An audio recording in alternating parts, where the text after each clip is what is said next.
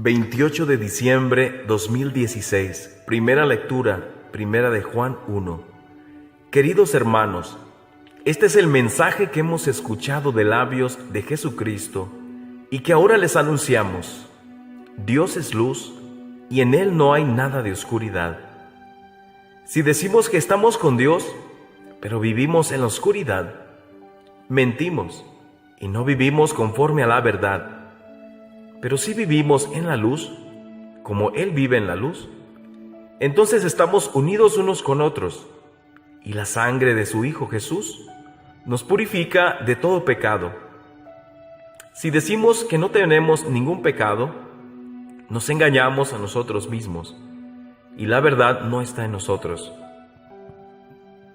Si por el contrario, confesamos nuestros pecados, Dios, que es fiel y justo, nos lo perdonará y nos purificará de toda maldad.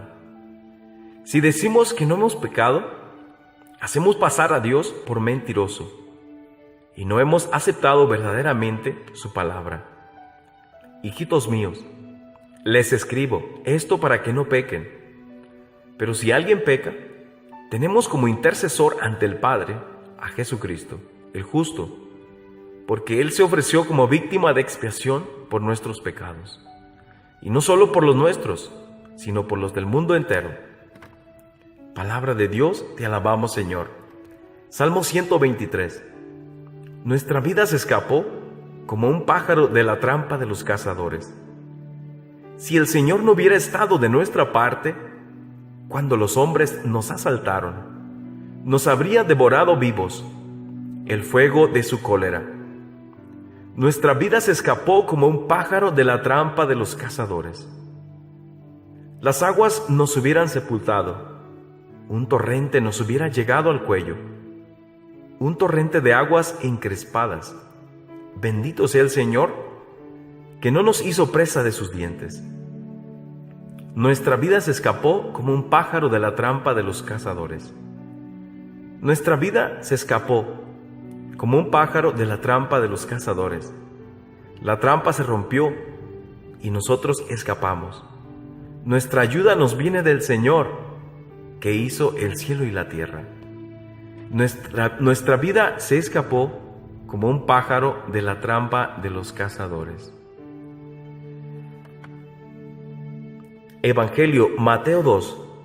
Después de que los magos partieron de Belén, el ángel del Señor se le apareció en sueños a José y le dijo: levántate, toma al niño y a su madre y huye a Egipto.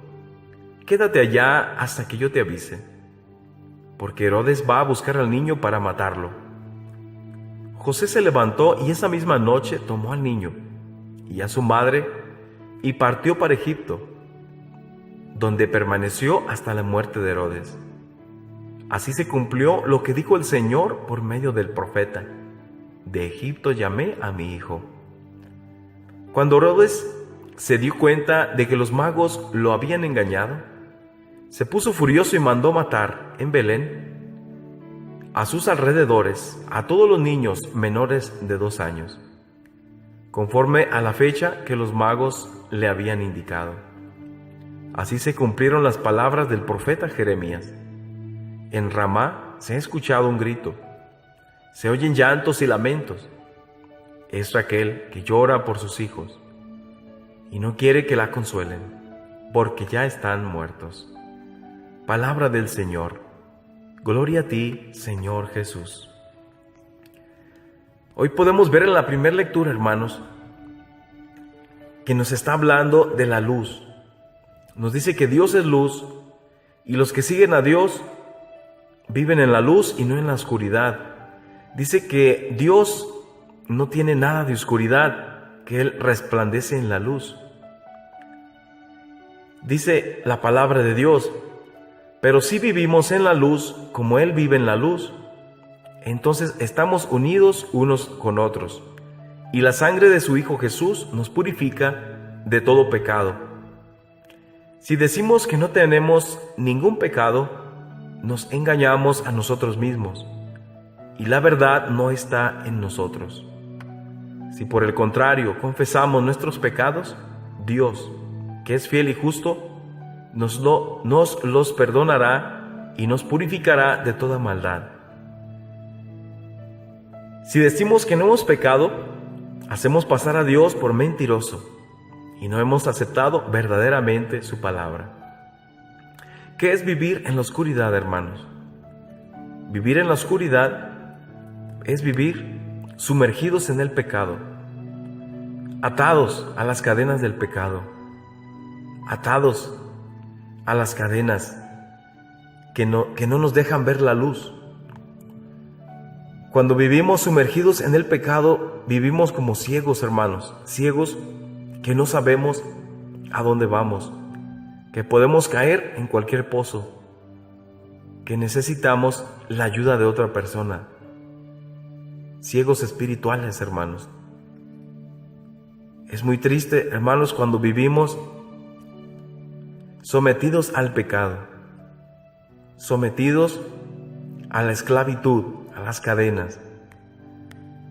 Recomiendo, hermanos, a todas las parejas que viven en unión libre, a todas las parejas que no están casadas por la Iglesia Católica, que hagan el esfuerzo de casarse por la Iglesia Católica, para que así no estén viviendo en pecado. Porque, hermanos, desafortunadamente, si llegan a morir viviendo en pecado, ya sabemos cuál es la recompensa, hermanos. Ya sabemos a dónde vamos a ir. Por eso, hermanos, ahora que estamos con vida y tenemos tiempo, arreglemos nuestra situación. Dios nos da muchas oportunidades, hermanos, de arreglar nuestra situación matrimonial. Dios nos da muchas oportunidades. Ahorita la Iglesia Católica está avanzando los trámites, los está haciendo más rápidos, los trámites para anular matrimonios católicos donde hubo infidelidad, donde hubo violencia, donde no hubo amor, donde fue un matrimonio inválido, donde tal vez fue a la fuerza, tal vez ese matrimonio fue sin amor, fue por ciertas circunstancias de la vida. A veces los jóvenes, las mujeres, se quieren salir de su casa, se quieren, por la violencia que hay, por el maltrato, y llega un novio y les propone matrimonio y sin amor se casan. ¿Por qué? Por salirse de su hogar, por salirse de esa situación que están viviendo en su familia. Mas no saben el error tan grande que están cometiendo de casarse por la iglesia sin amor, de casarse por la iglesia sin estar completamente seguros de la persona con quien están casando, hermanos. Por eso hoy invito, hermanos, a todos aquellos matrimonios, parejas que están viviendo sin el sacramento del altar de Jesús, que están viviendo sin el sacramento del matrimonio, que vayan y hablen con un sacerdote y le expliquen su situación y le digan que ustedes quieren, pues si han sido casados anteriormente por la Iglesia Católica y su esposo fue infiel, tal vez fue violento, tal vez no hubo amor, hay la posibilidad de anular ese matrimonio previo, anularlo, y así una vez anulado pueden casarse bien con la pareja que están viviendo ahorita. Hermanos, el infierno no es algo que se toma a la ligera, hermanos. Debemos de tomar conciencia, debemos de temer a Dios, hermanos, pero amarlo a la vez y tomar en serio todo lo que nos habla Él a través de su palabra, hacer las cosas bien, estar viviendo en gracia de Él. ¿Y por qué les hablo de esto? Porque aquí no está hablando de la luz. Dice, Dios es luz y en Él no hay nada de oscuridad. Hermanos, que no sea demasiado tarde el día de nuestra muerte, hermanos. Que no sea demasiado tarde. Que sus vidas eternas estén en peligro de irse al infierno, hermanos, por simplemente de no arreglar su situación matrimonial. Así que, hermanos, hagamos caso de la palabra de Dios, de no vivir en la oscuridad y vivir en la luz. Y también el Señor nos invita, hermanos, a alejarnos de todo pecado, de toda relación que cause lujuria. Aún en el matrimonio, hermanos, Dios nos invita a los que vivimos casados por la Iglesia Católica. Dios nos invita a vivir en santa castidad. Nos invita a vivir en una unión santa, hermanos. En el libro de Santa Brígida nos habla de que cuando se tienen relaciones sexuales, aunque sean en un matrimonio de la iglesia, casados por la iglesia, si las relaciones sexuales son solamente por placer y no con la intención de tener hijos, esa relación es pecado, hermanos, porque ahí está el placer de la carne, está la lujuria, los malos pensamientos. Y dice que cuando una pareja tiene el Espíritu de Dios y después tienen relaciones solo por